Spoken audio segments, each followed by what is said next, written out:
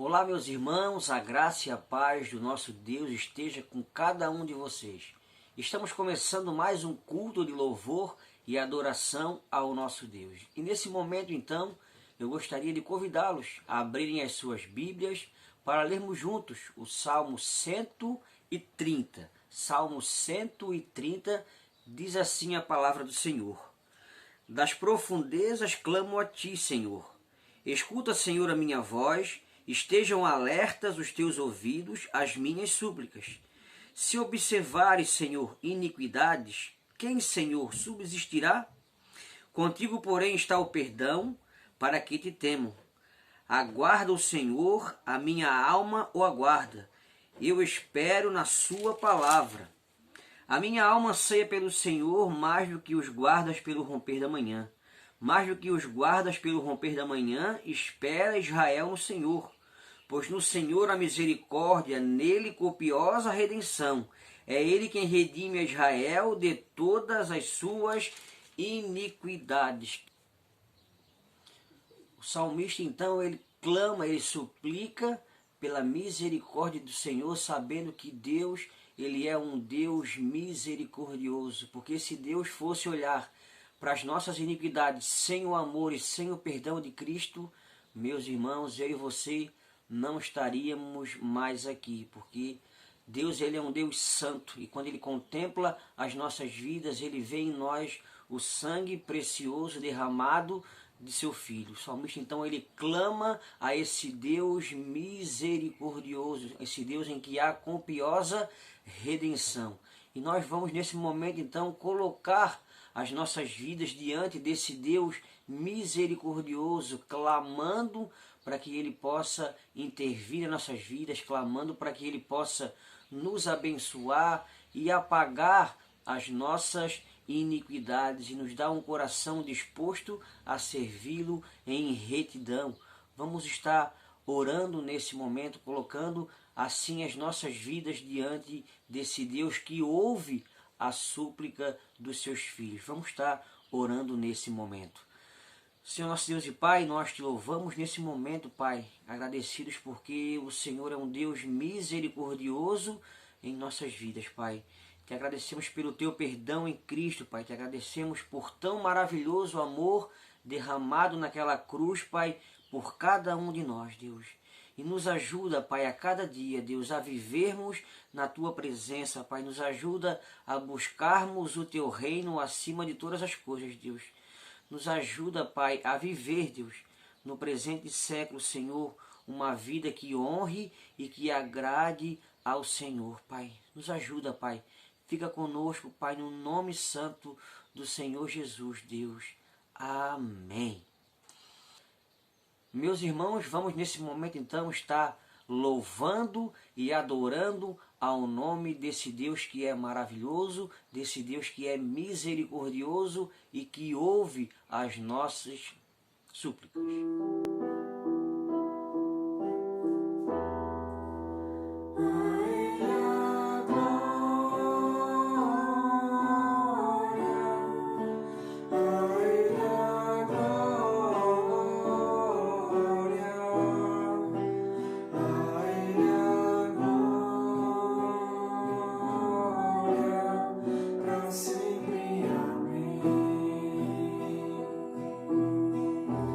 Porque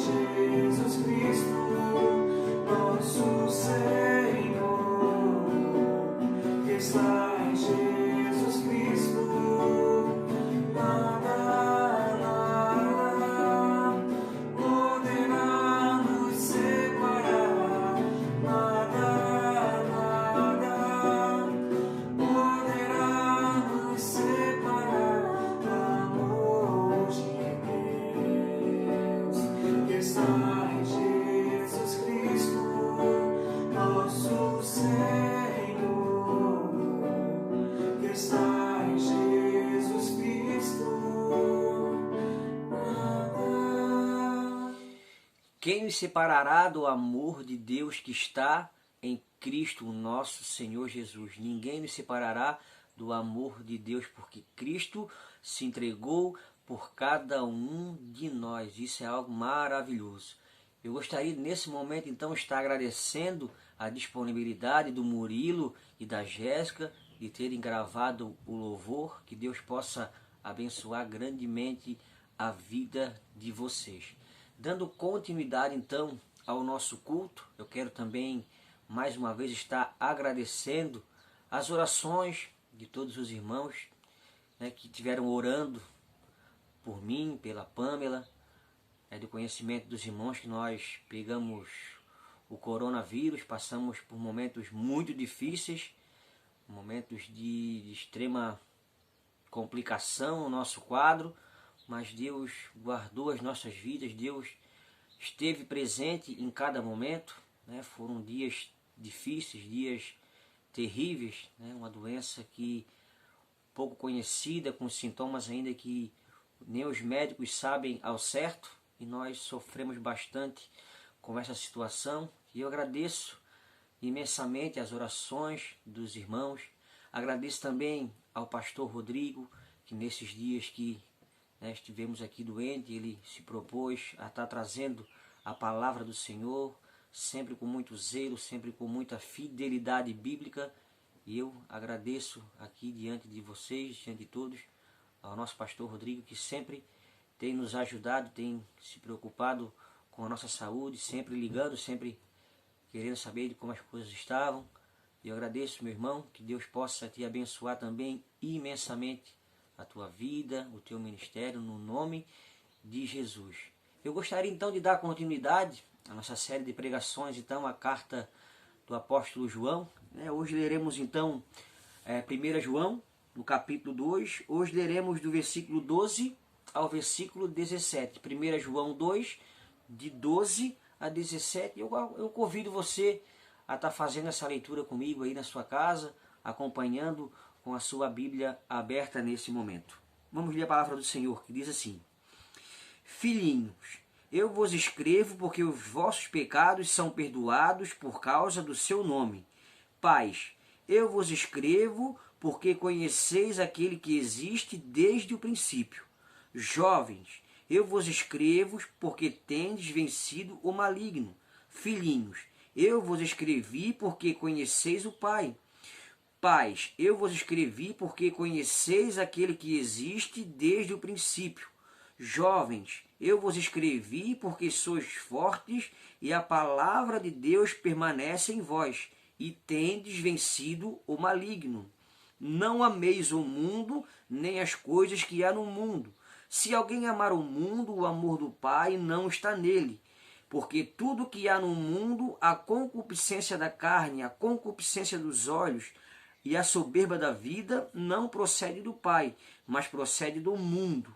Ora, o mundo passa, bem como a sua concupiscência. Aquele, porém, que faz a vontade de Deus, permanece eternamente.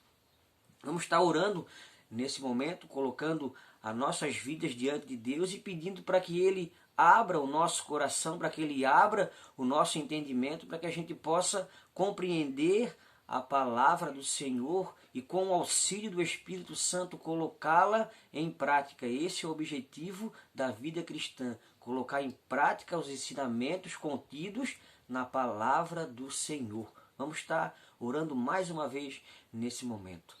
Senhor nosso Deus e Pai, nós te louvamos, Senhor, nessa hora, Pai, agradecidos pela Tua palavra lida nesse momento, Pai, que o Senhor possa, através do seu Espírito Santo, Pai, iluminar o nosso entendimento, Pai, abrir o nosso coração, Senhor, para que a gente possa, Deus, compreender, Pai, entender aquilo que o Senhor tem para cada um de nós, Deus. E nos ajuda, Pai, a colocar em prática, Pai, aquilo que vemos, Pai, aquilo que a gente tem aprendido, Pai, a cada pregação, Pai, a cada ensinamento que temos aprendido da Tua Palavra, que a gente possa colocar isso, Pai, em prática para a honra e glória do Teu santo e bendito nome, Pai. Fica conosco, nos abençoando, nos guardando, no nome de Jesus, Deus. Amém, Senhor. O apóstolo João, depois então de ter submetido os seus leitores ao teste da obediência à palavra e o teste do amor fraternal, ele dá uma pausa então e passa agora a encorajar aqueles irmãos, sabendo que Cristo morreu por eles, perdoou os seus pecados, e agora então eles têm, através de Cristo, a possibilidade, a capacidade de vencer o maligno, de vencer os falsos ensinos que o inimigo então provoca no meio da igreja, usando de pessoas que não têm compromisso com a verdade, não têm compromisso com a palavra de Deus. Eles então poderiam alcançar vitória, tanto do maligno, tanto quanto do sistema mundano, que é contrário à vontade de Deus. Por eles estarem alicerçados em Cristo, por eles viverem debaixo dessa luz que é Cristo, pelo fato de não mais andarem nas trevas, agora então, alicerçados no poder de Cristo, eles podem ter uma vida de vitória em relação ao maligno e em relação também ao mundo, porque eles vivem de acordo com a luz de Deus.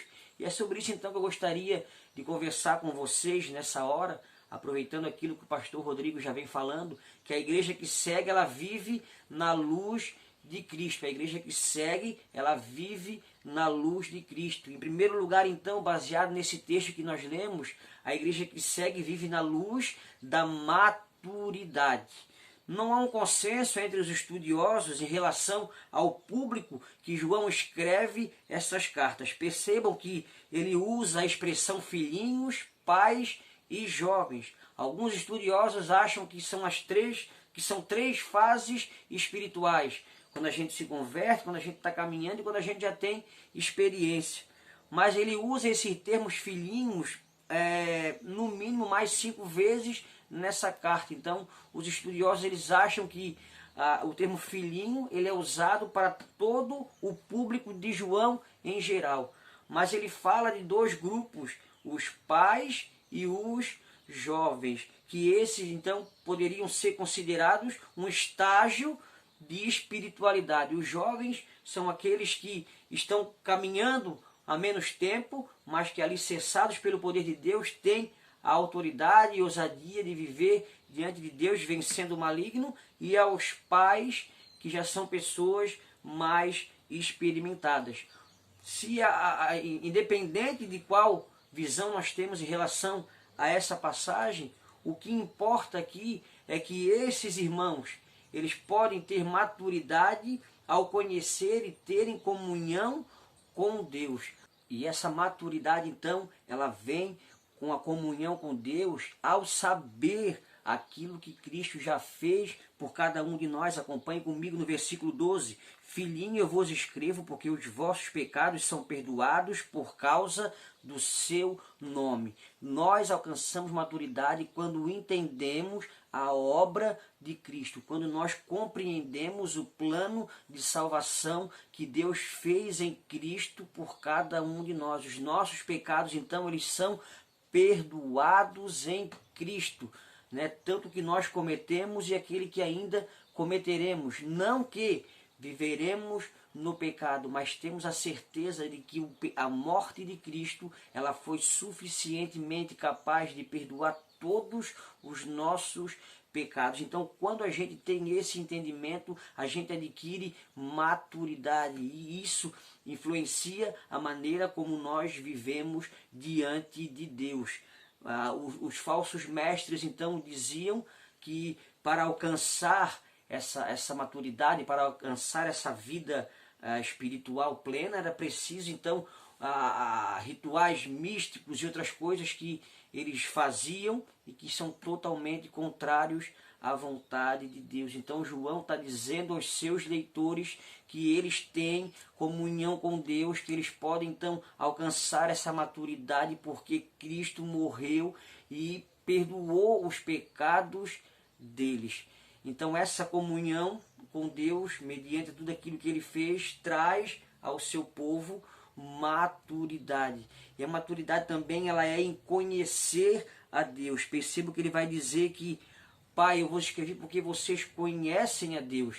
E os jovens também têm conhecido. Esse conhecimento de Deus, ele faz com que nós alcancemos a maturidade. Mas não é apenas um conhecimento teórico, não é apenas conhecer a respeito de Deus, conhecer a Deus propriamente falando. E isso traz maturidade, a comunhão com Deus, o conhecer a Deus faz com que a vida cristã ela se torne madura, e é disso que nós precisamos, uma vida cristã madura diante de Deus, para que a gente possa então vencer as ciladas do inimigo, vencer os falsos ensinos que o inimigo tem plantado, alimentado no meio da igreja. A maior vitória que o inimigo tem hoje em relação à igreja é o falso ensino, não é a perseguição. Por mais que isso seja cruel, por mais que pessoas tenham morrido pelo evangelho, não é isso que tem feito com que as pessoas percam a fé. O que tem feito com que as pessoas então percam a fé é o falso ensino. E como o inimigo tem levado vantagem nesse meio, como ele tem levantado pessoas que têm pregado aquilo que a Bíblia não ensina. Tem levantado um evangelho totalmente distorcido, divorciado da verdade bíblica. O evangelho atual hoje é uma autoajuda, não se fala de pecado, não se fala de arrependimento, não se fala em comunhão com Deus. O evangelho que tem sido pregado hoje é um evangelho diluído, fraco, e tem gerado uma geração de crentes fracos que não estão alicerçados na palavra de Deus. Então o apóstolo João encoraja a esses jovens e a esses pais, independente de queira falar com isso, independente de qual classe de espiritualidade, isso se aplica a todos os cristãos. A vida em comunhão com Cristo, ela nos traz maturidade. E quanto mais maduro nós formos na fé, menos nós seremos enganados pelo maligno. E muito mais alicerçados e ajudados com o Espírito Santo, venceremos o maligno. Tanto na questão de ensino, tanto na questão de desejos, tanto na questão moral, em tudo aquilo que ele vem influenciar negativamente para que a gente abandone os princípios e os padrões de Deus. Então toda vez que a gente foge do ensino, foge da comunhão, foge do conhecer a Deus, a gente abre precedentes para coisas ruins.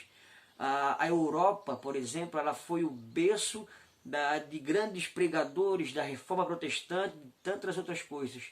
Mas ela foi afetada pelo liberalismo teológico. Começaram a questionar a divindade de Cristo, começaram a questionar a inerrância das Escrituras. E hoje a gente vê que a Europa é um continente pós-cristão. O inimigo, então, ele alimentou essas ideias em corações que não buscavam a comunhão, que não tinham essa maturidade espiritual, e fez então com que esses países que foram o berço de grandes pregadores e de grandes ensinamentos, de grandes teólogos, hoje não passarem um país pós-cristão que não crê mais em Cristo. Então nós precisamos então dessa maturidade. E ele fala então que esses jovens, esses pais, eles têm essa autoridade, eles têm essa capacidade de vencer o maligno, porque eles conhecem a Deus. Então o conhecimento não somente de palavras, um conhecimento de vivência, um conhecimento de comunhão com o nosso Deus vai fazer com que a gente permaneça firme na palavra de Deus. E a comunhão com Deus, e ajudados pelo Espírito Santo, nós somos então capazes de permanecer em Cristo.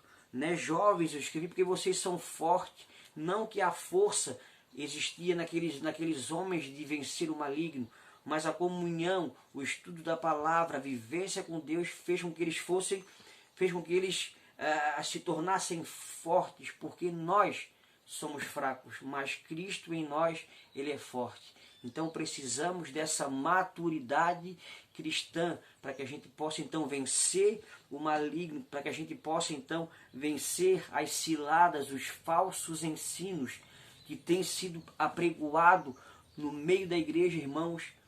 Coisa terrível, como a gente tem visto o evangelho sendo distorcido e o inimigo tem levado vantagem, o inimigo tem rido da igreja, né? Visto que tantas coisas têm sido pregadas que não é o evangelho de Cristo. Então nós precisamos então dessa comunhão, dessa maturidade para que a gente possa vencer o maligno, né? Ele vai falar que o inimigo ele já está derrotado.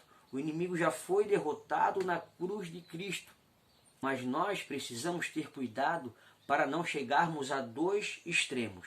Um extremo, então, que é superestimar o inimigo, né? Dar a ele o poder que ele não tem. Muitas pessoas dizem que há uma força, né? Há uma igualdade de poderes entre Deus e o diabo, né? Essa dualidade.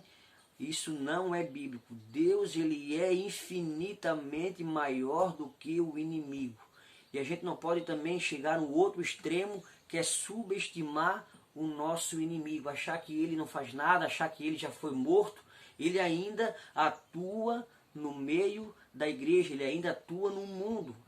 O apóstolo João vai dizer que esse mundo ele jaz no maligno, ele morre no maligno. Então nós precisamos ter esse discernimento para que a gente não venha cair nesse tipo de engano. Nós precisamos ter maturidade cristã para que a gente não venha ser enganado, para que a gente não venha ser levado ao redor por todo vento de doutrina, para que a gente possa ter vitória contra os nossos pecados, para que a gente possa vencer a influência maligna que há no mundo, que há no meio da igreja, que há no meio dos falsos ensinos, mas também que há na nossa carne. Então nós precisamos ter essa maturidade para que a gente possa vencer todos os pecados que nos afastam de Deus. É preciso ter discernimento espiritual. E esse então é o nosso segundo ponto. A igreja que segue, ela vive na luz do discernimento. Acompanhe comigo no versículo 15. Não ameis o mundo, nem as coisas que há no mundo. Se alguém amar o mundo, o amor do Pai não está nele. Uma consequência, então, da maturidade cristã é o discernimento das coisas espirituais. Quando o apóstolo João começa a falar que a gente não deve amar o mundo, a gente pode ter em mente três coisas. O mundo criado por Deus, o mundo em relação à humanidade, ou o sistema maligno que governa o mundo. O que o apóstolo João está querendo dizer aqui é esse terceiro ponto.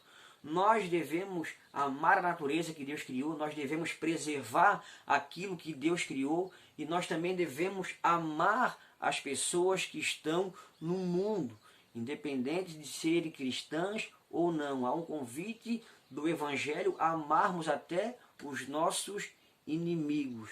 O que o apóstolo João está querendo dizer aqui então, que não amar o sistema que governa o mundo, não amar as ideologias que há no mundo.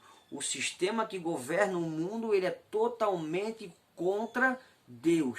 A agenda mundial hoje, ela tem o objetivo de tirar Deus de todas as esferas da sociedade. E isso tem influenciado a maneira como as pessoas têm olhado a família, como as pessoas têm olhado o casamento, como as pessoas têm olhado a criação de filhos. Tudo que se diz de respeito à palavra de Deus, tudo que se diz respeito a princípios tirados da palavra de Deus, esse sistema maligno ele está totalmente contra. Então é isso que o apóstolo João está dizendo, que esses irmãos, esses crentes aos quais ele escreveu, tendo essa maturidade espiritual, eles têm que ter esse discernimento de que eles estão vivendo no mundo. Então a gente também não pode chegar nos extremos. Os extremos são perigosos. né? Há pessoas que acham que tudo é do maligno. Tudo que está no mundo é do maligno. E tem pessoas que acham que nada é do maligno. Tem pessoas que acham que podem fazer qualquer coisa, podem beber qualquer coisa, podem ir em qualquer lugar que não tem nada a ver. Essa é a frase que o diabo mais gosta, que ele mais usa. Nada a ver. Então nós temos que ter esse discernimento. Na oração sacerdotal de Jesus, Jesus ora assim pelos seus discípulos, né? Eu não oro para que os tire do mundo, mas eu oro para que os livre do mal. Então nós precisamos ter discernimento em viver uma vida cristã nesse mundo que jaz no maligno. Ele vai falar isso no capítulo 5. Então esse discernimento espiritual vai fazer com que a gente viva o Evangelho, viva a vida cristã, mesmo estando no meio de uma sociedade que virou as costas para Deus. Então, o cristão que ama esse tipo de procedimento, ele é uma incoerência cristã. O cristão que ama um modelo de vida que deixa de lado a Deus, que apoia coisas que vão contrárias à vontade de Deus, é um cristão incoerente. Na verdade, ele não é um cristão. O que o apóstolo João vai deixar bem claro que há duas classes de pessoas. Os filhos de Deus e os filhos do maligno. Não há um meio termo. Alguém já falou que aqueles que estão em cima do muro, né? Alguém já falou que o muro ele é do maligno. Né? O apóstolo João então vai dizer que as pessoas que amam esse governo mundial, que amam essa agenda, que amam o estilo de vida que o mundo prega, né, as liberdades que o mundo prega, esse então, ele é inimigo de Deus. Não tem como você amar a Deus e amar esse padrão que o mundo oferece. Né? Por exemplo, o padrão de casamento mundano hoje, as pessoas falam de um relacionamento aberto, onde os parceiros eles podem ter relações sexuais, envolvimento com outras pessoas fora do casamento e está tudo bem. E isso vai totalmente contra os ensinamentos bíblicos, criação de filhos.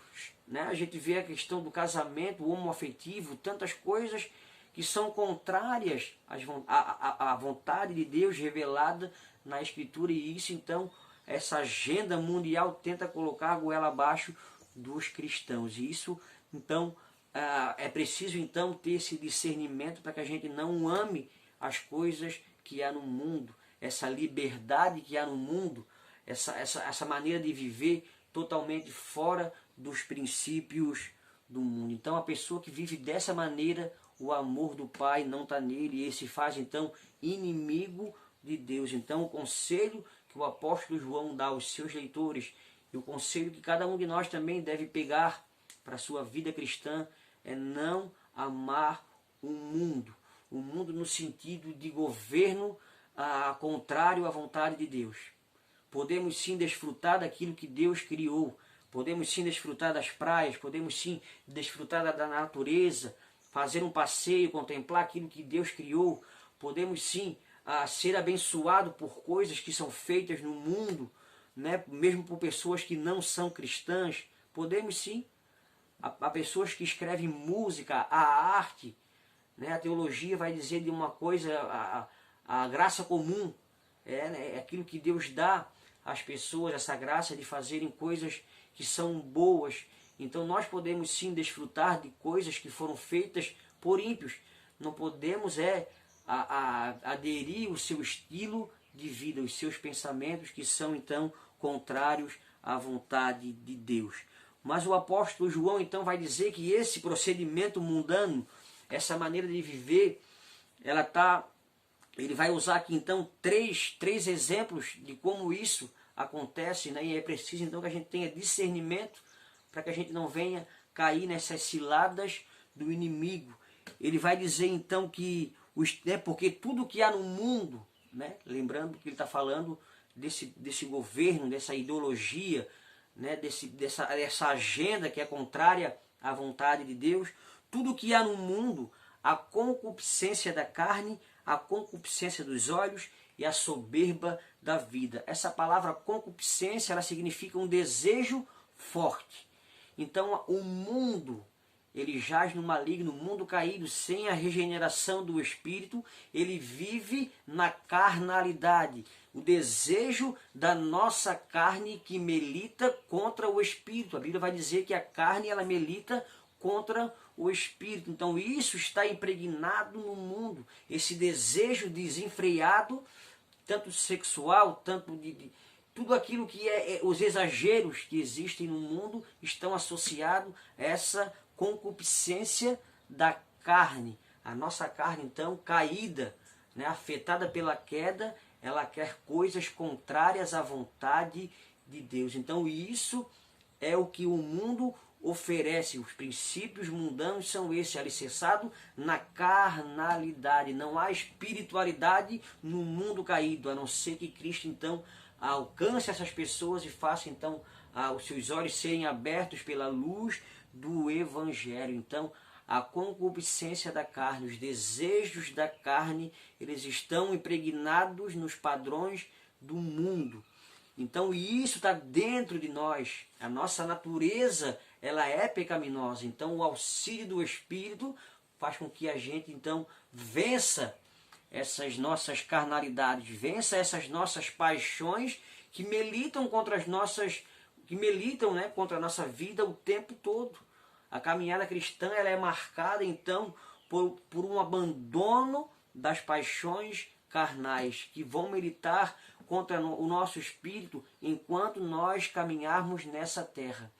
Cada um com as suas fraquezas, cada um com as suas dificuldades. Nós vamos viver a vida cristã lutando contra as paixões da nossa carne, esse desejo forte que há em nós, que só é possível ser vencida com o Espírito Santo, pela morte de Cristo e com o auxílio do Espírito Santo. Ele vai dizer também da questão da concupiscência dos olhos. Então, se o desejo da carne é algo que está de dentro para fora, o desejo então dos olhos é algo que vem de fora para dentro. Né? A gente tem um exemplo da Bíblia, a história de Acã, que se apaixonou por uma capa babilônica e trouxe condenação para ele e para os seus. Vemos também Davi, né, ao invés de estar na guerra lutando, estava em casa e ele olha Betseba, então ele comete adultério então com Betseba. Então os desejos dos nossos olhos, a maneira como a gente olha o mundo, isso também diz muito a respeito das nossas vidas.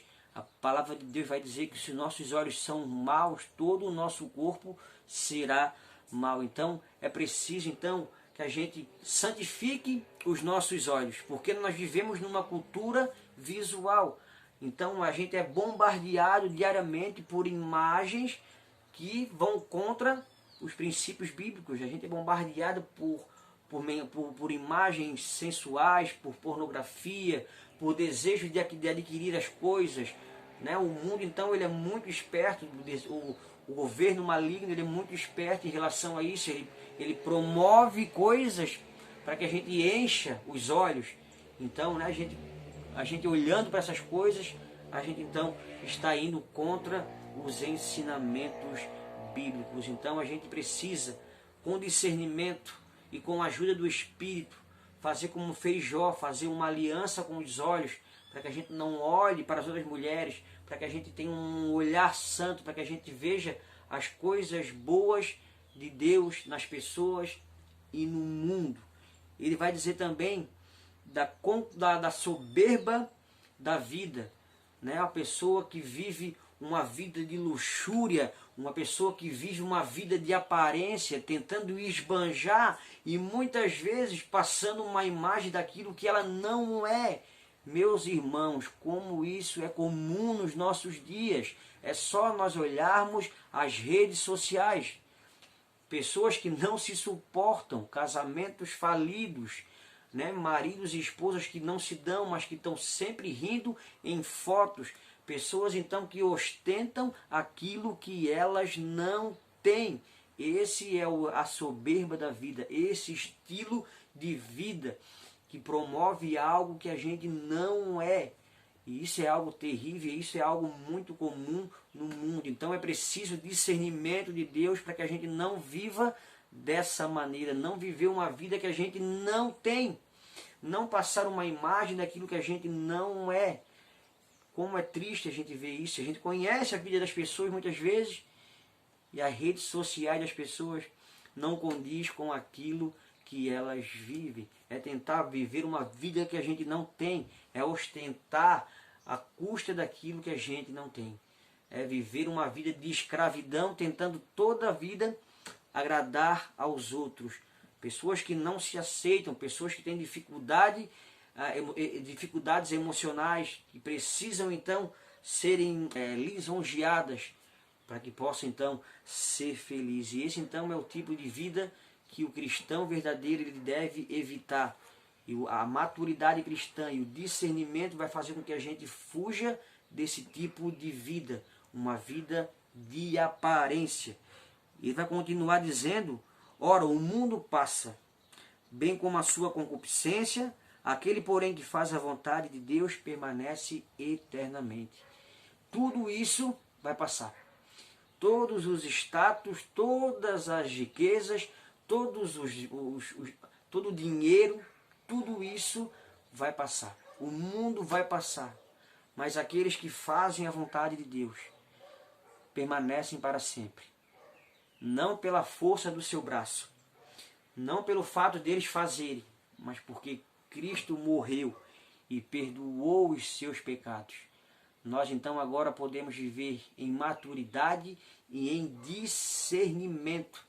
E é isso que está faltando na nossa geração, maturidade e discernimento. Como isso tem prejudicado o andamento da obra de Cristo. Falta de maturidade, levados ao redor por todo o vento de doutrina. E esse discernimento espiritual que a comunhão com Deus traz, para que a gente venha então a não se acomodar, a não se moldar o padrão mundano de vida, que fere os princípios da palavra de Deus. Que Deus nos abençoe, que Deus nos dê a capacidade de vivermos uma vida de maturidade diante dele, e que Deus nos dê então discernimento, para que a gente venha honrar ao Senhor no mundo, para que a gente venha amar a Deus no mundo, para que a gente venha a glorificar ao nome do nosso Senhor. Amém. Que Deus possa abençoar a sua vida, que Deus possa abençoar essa semana que se inicia. Estamos então chegando ao final do nosso culto. Eu coloco então nessa hora a vida de cada um de vocês na presença de Deus. Nós vamos estar orando nesse momento, pedindo para que Deus nos abençoe. E mais uma vez a minha gratidão àqueles que oraram, àqueles que mandaram mensagens para mim, para Pamela. Graças a Deus a gente está se recuperando, um pouco de cansaço, um pouco ainda de dificuldades, a Pam um pouco mais ainda do que eu, mas graças a Deus que a gente conseguiu enfrentar essa com auxílio e com a mão poderosa do nosso Deus.